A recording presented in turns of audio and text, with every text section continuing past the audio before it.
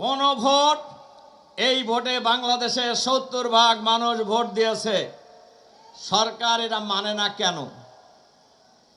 এবং আমরা শুনেছি, পত্রিকায় দেখেছি, জনাব প্রধানমন্ত্রী সাহেব উনিও গণভোটের পক্ষে রায় প্রচারণা চালিয়েছেন, কিন্তু ওনারা এখন মানতেছে না। একজন প্রভাবশালী মন্ত্রী বলছেন যে আমরা অভিনয় করছি ভোটের জন্য। তাহলে কি আপনারা এই জাতির সাথে প্রতারণায় নিয়োজিত হয়েছেন আগের থেকেই? সংগ্রামী ভাই এবং বন্ধুগণ, ওনারা প্রথম বলেছেন ওনারা গণভোট বোঝেন না, বাংলাদেশের মানুষ নাকি না বুঝে ভোট দিছে। ওনারা পাগল হইতে পারে, কিন্তু বাংলাদেশের মানুষ কখনো পাগল ছিল না।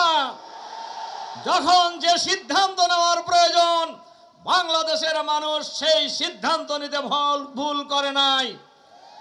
জুলাই বিপ্লবের লক্ষ্য ছিল সংস্কার, জুলাই বিপ্লবের লক্ষ্য ছিল বৈষম্যহীন বাংলাদেশ, কিন্তু আজও সংস্কার হয় নাই, বৈষম্য দূর হয় নাই। আমাদের নেতারা বলেছেন আজকে যারা 17 বছর নির্যাতিত হয়েছে তাদেরকে এখনো প্রশাসনে বাদ দিয়ে রাখা হয়েছে, আর ফ্যাসিবাদের দোসরেরা একদম প্রমোশন পাচ্ছেন, গুরুত্বপূর্ণ জায়গায় পোস্টিং পাচ্ছে। তাহলে বর্তমান সরকার কাকে খুশি করার জন্য কাজ করছে এ কথা কি বলার দরকার আছে?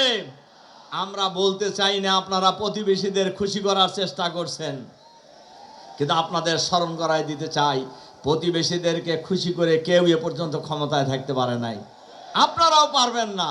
এজন্য আমরা বর্তমান সরকারের কাছে আহ্বান জানাবো, যে বিষয়গুলি গণভোট, মানবাধিকার কমিশন, খুন গুণ কমিশন, স্বাধীন বিচারক, স্বাধীন সচিবালয়, সুপ্রিম কোর্টের পুলিশ কমিশন সহ যে বিষয়গুলি আমরা সংস্কারের জন্য গণভোটে দিয়েছিল সরকার, এই সব কিছু সংস্কারের দাবি মেনে নিয়ে, গণভোট মেনে নিয়ে বাংলাদেশকে আগামী দিনে একটি সুষ্ঠুভাবে এগিয়ে নেওয়ার চেষ্টা করুন।